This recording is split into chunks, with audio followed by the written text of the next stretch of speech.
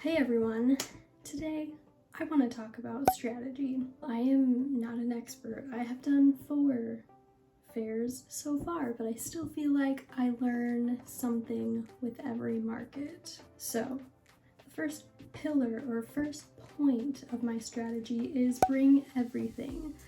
In a previous video or short or TikTok or a reel, I'm not sure, I talked about not knowing how much inventory to bring to a fair.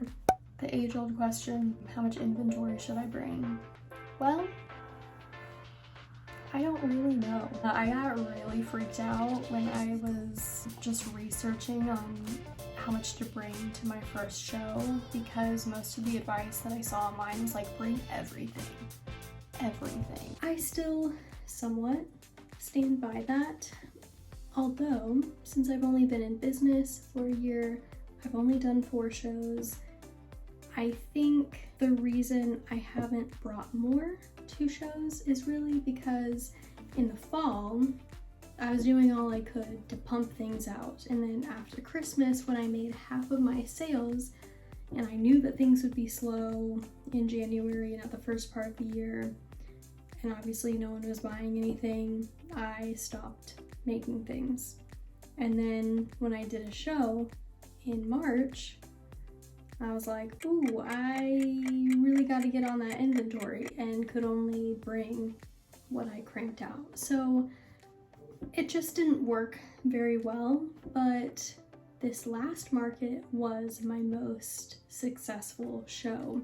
I can show you here representations of what people bought, like fabric wise. I make reusable fabric gift bags. This is an example. First bag of my newest collection, aligned with pink. That's fun.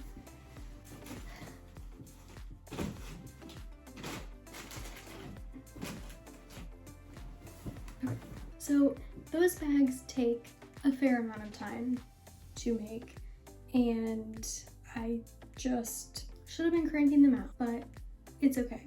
I showed you the representation of what people bought, and I do wonder if I had had more of those Rainbow Tracks bags or the new Bloom bags, if I could have sold more. But I had never done this fair before, and I just didn't have the inventory, but it's okay. So for that last market, that was really a game changer. It was a 2-day market called the Women Empowered Market, and the first night, I literally thought about stopping doing markets. It was my most expensive market, so I was like, what have I done?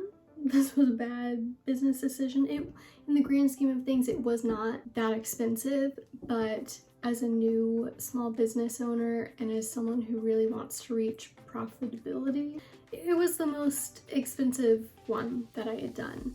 So I hadn't made any sales the first night until 20 minutes left, and I sold 3 bags, and I was like, okay, thank you. So that gave me enough motivation to that night. I was furiously trying to put another bag together. Like one I had just sold, I finished it in the morning and I sold that new bag, and I was ecstatic. So I sold 3 that first night, I sold 11 that next day, and literally that was my most successful show yet. So I feel like I've had a renewed sense of energy, because really that first night I felt like, should I just quit doing my business? Like, I can't just like keep losing money the way that I am. Do people even like what I'm doing?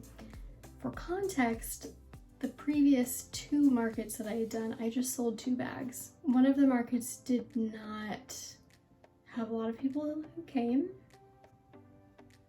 I understand that. The other market had a ton of people who came. Like, it was a well-established market. So I was like, hey, I'm here. Now, my theory is,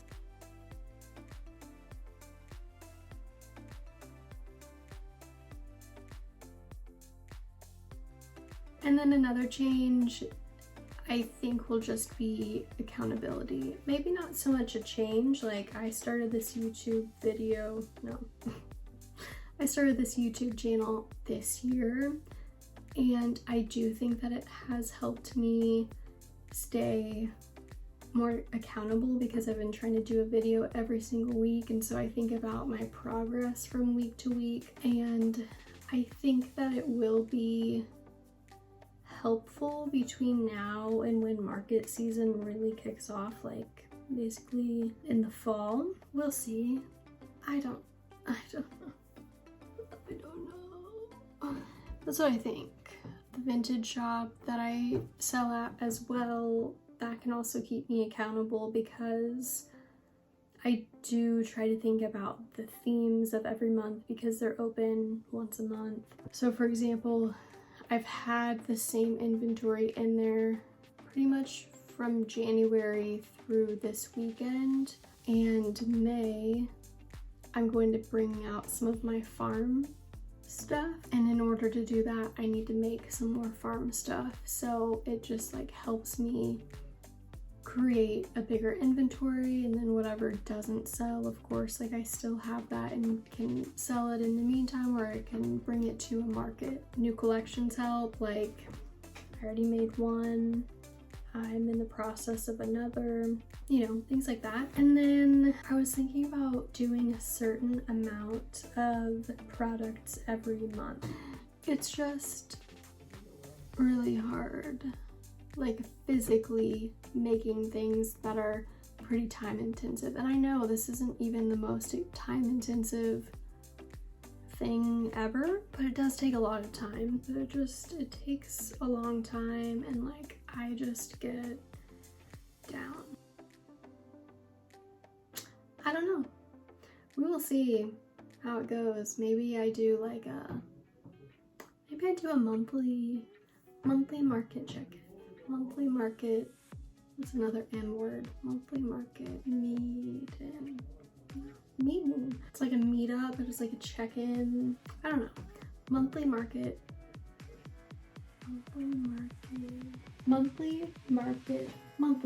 meeting with myself. There has to be something catchier, but yeah, just a monthly. Oh, it's kind of this thesaurus.com. Meeting. And word. Monthly market meetup. That would be cool, but it would be with myself. Maybe I do maybe it's like an interview with myself. It's like I'll ask myself questions for the future and then I have to answer them. Monthly market meetup with myself. How do you feel? I don't know how many people will watch it. Maybe it's just myself. But I just need something like a punch card, a sticker chart. I did that in grad school because reading was hard. Did I stick to it? Not really. But when I used it, it was helpful. So anyway, that's the plan.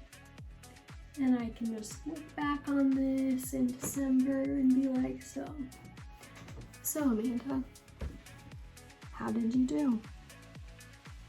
Did you do better than last year? Did you sell more? Because I sold 55 Christmas bags last year. Not too bad. It's half of what I sold last year, pretty much. So I can do this. Thanks for this pep talk of myself. Bye.